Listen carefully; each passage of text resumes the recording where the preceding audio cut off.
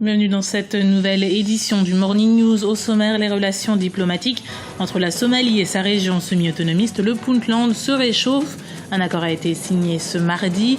Ce texte pourrait amener à la révision de la Constitution en 2016. Instaurer une révolution verte, c'est l'objectif de nombreux pays africains qui veulent développer l'agriculture pour faire face aux défis de la sécurité alimentaire. Et puis, pour terminer ce journal en beauté, nous irons à Bruxelles. La mode africaine y avait rendez-vous. Thème de cette édition, la mixité. C'est une étape clé qui vient d'être franchie entre la Somalie et la région semi-autonomiste du Puntland. Un accord a été signé ce mardi à Garowe, capitale du territoire séparatiste, pour que les deux parties travaillent à la consolidation de la paix. Un accord signé 5 mois après le soutien financier offert par la communauté internationale. Marina Vanier. Signature d'un accord historique entre la Somalie et le Puntland. Après des années de guerre froide, les deux États ont décidé de mettre fin à plusieurs désaccords. Le Puntland a pris son autonomie de la Somalie en 1998. Mais à la différence du Somaliland voisin, il ne revendique pas l'indépendance vis-à-vis du pays. Les autorités du Puntland se plaignaient d'équité quant à la répartition des ressources du pouvoir entre les régions somaliennes. Une question épineuse dans la constitution fédérale provisoire. Je suis très heureux aujourd'hui de cet accord entre le Puntland et le gouvernement fédéral de la Somalie, qui mettra fin aux différends qui nous opposaient et servir de base à d'autres régions en Somalie pour, à leur tour, résoudre leurs différends. Selon les fonctionnaires somaliens, la signature de l'accord ouvrirait la voie à des étapes cruciales dans les prochains mois, notamment la révision de la constitution actuelle et la tenue d'élections en 2016. En tant que président de Puntland, j'ai discuté avec le Premier ministre somalien Abdiwali Sheikh Ahmed au sujet des différends qui nous opposent et comment aller de l'avant pour nos intérêts respectifs. Comme l'a dit le Premier ministre, tout a été conclu lors de cette conférence et nous avons convenu de travailler ensemble pour le développement de la Somalie. Les Somalis se battent contre les insurgés d'Al-Qaïda depuis plusieurs années. Puntland est une région relativement constante, mais les extrémistes Al-Shabaab ont commencé à s'infiltrer suite à leur évacuation de la capitale Mogadiscio en 2011. Un accord renforcerait donc une possible paix et la lutte contre le terrorisme. À partir du 1er janvier 2015, l'Angola siégera aux côtés des 15 pays membres non permanents du Conseil de sécurité de l'ONU pour une période de 2 ans. Dans son rôle de maintien de la paix, cet organe peut être amené à ordonner un cessez-le-feu, dispenser des sanctions diplomatiques ou envoyer des missions. 5 nouveaux membres ont été élus ce jeudi, et parmi eux la Nouvelle-Zélande, le Venezuela, la Malaisie et l'Espagne. L'Angola, qui remplace donc le Rwanda et qui, après la saison 2003-2004, entame un second mandat au sein des Nations Unies. Révolution verte en Afrique, c'est l'objectif des pays qui veulent développer l'agriculture pour faire face aux défis de la sécurité alimentaire. Les pays mettent en œuvre des programmes nationaux d'investissement agricole, mais les résultats ne sont pas encore au rendez-vous. Les initiatives privées proposent des solutions pour accroître la production agricole. Au menu des propositions, productivité et bourse agricole. Plus de détails avec notre correspondant Olivier Conan. L'agriculture africaine est généralement caractérisée par sa faible capacité de production qui ne peut assurer totalement la sécurité alimentaire. L'Afrique dispose de 60% des terres arables dans le monde, mais seulement 20% sont utilisées. Conséquence, le continent ne produit que 500 millions de tonnes d'aliments pour une population d'1 milliard d'habitants. Le continent importe des produits comme le riz. À titre d'exemple, la Côte d'Ivoire produit 980 000 tonnes de riz et en importe 1,6 million de tonnes. L'intensification et l'utilisation généralisée de semences à haut rendement et d'intrants comme les engrais et pesticides appropriés est proposée par les spécialistes pour augmenter la productivité des exploitations agricoles. On produit près de 1 tonne par hectare de grains, qui est 3 fois inférieur à la norme dans le monde.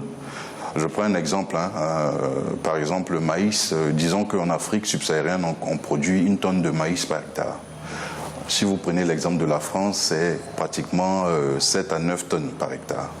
Donc on a des problèmes de rendement, on a des améliorations en termes de production en Afrique subsaharienne, mais ce n'est pas dû au rendement, c'est dû simplement à l'accroissement de nos surfaces cultivées. De plus en plus de projets de bourse agricole sont envisagés en utilisant les technologies de l'information et de la communication. Une plateforme virtuelle met en relation producteurs, acheteurs, banquiers et logisticiens après réception de la production dans un entrepôt certifié.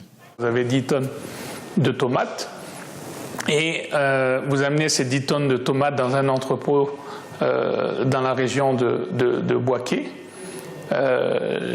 Automatiquement, tous les acheteurs de tomates sont prévenus par SMS et par mail, ont l'information. Et donc, à partir de ce moment-là, ils peuvent vous surenchérir, vous faire des propositions d'achat via le SMS. Les États africains se sont engagés en 2003 à Maputo, Mozambique, à consacrer 10% de leur budget à l'agriculture. À l'exception de quelques pays comme le Burkina Faso, cet engagement n'a pas été tenu. Les États font cependant des efforts. En Côte d'Ivoire, le Programme national d'investissement agricole a prévu de mobiliser 2040 milliards de francs CFA sur la période 2012-2015 pour développer l'agriculture. Clap de fin pour la 9e édition du Forum africain sur le développement du continent à Marrakech, au Maroc. Après 4 jours de débats et de réflexion, les participants venus des pays africains se sont quittés sur l'adoption d'un document intitulé « Consensus de Marrakech ». Plus de détails avec notre correspondant Ella Djendjaï. La 9e édition du Forum sur le développement de l'Afrique a pris fin ce jeudi à Marrakech. 4 jours durant lesquels les quelques 900 participants ont échangé sur la capacité du continent à rechercher des mécanismes de financement novateurs comme alternative réelle pour financer le développement qui transformera l'Afrique.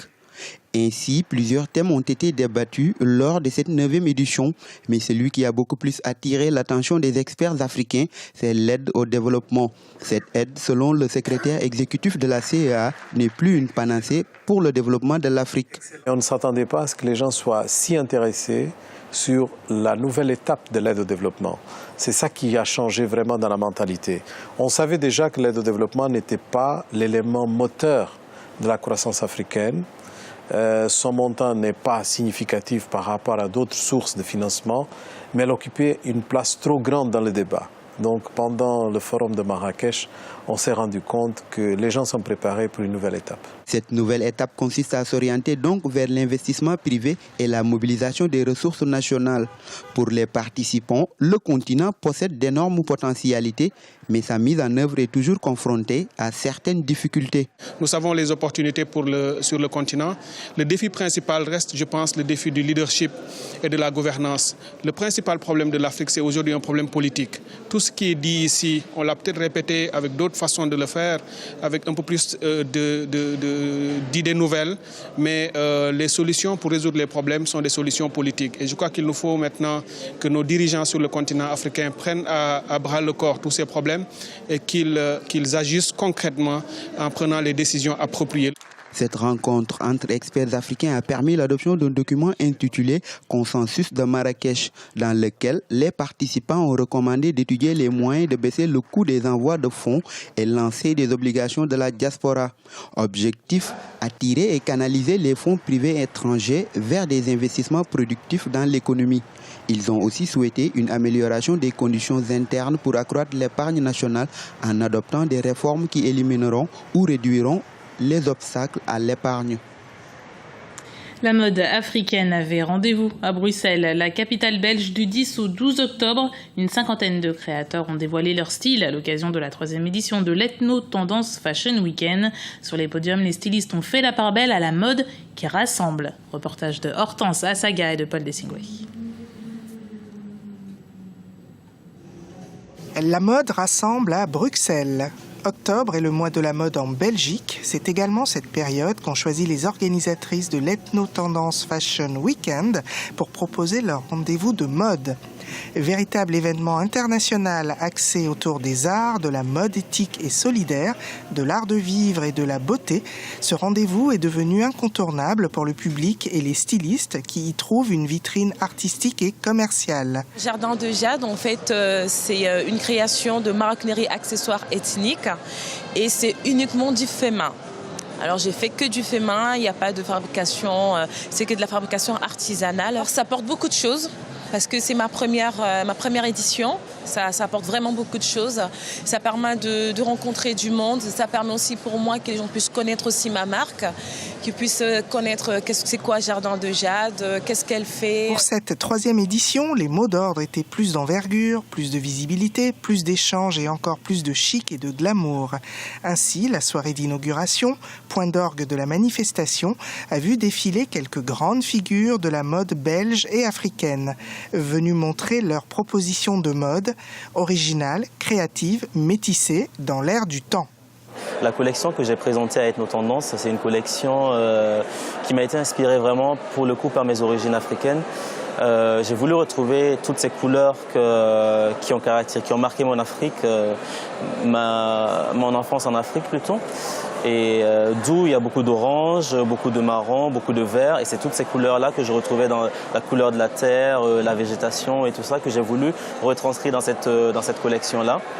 Après, j'ai quand même pris une inspiration des styles un peu dandy à la londonienne. Avec une 50aine d'exposants, des créateurs, des ateliers beauté et customisation et aussi des concours comme celui du plus beau look ou encore des conférences sur l'influence de l'Afrique dans la mode occidentale, Ethno Tendance Fashion Weekend a offert une plateforme riche et variée durant 3 jours. C'était le journal de la rédaction. Merci de l'avoir suivi. Retrouvez dans un instant une nouvelle édition du Morning News sur Africa 24.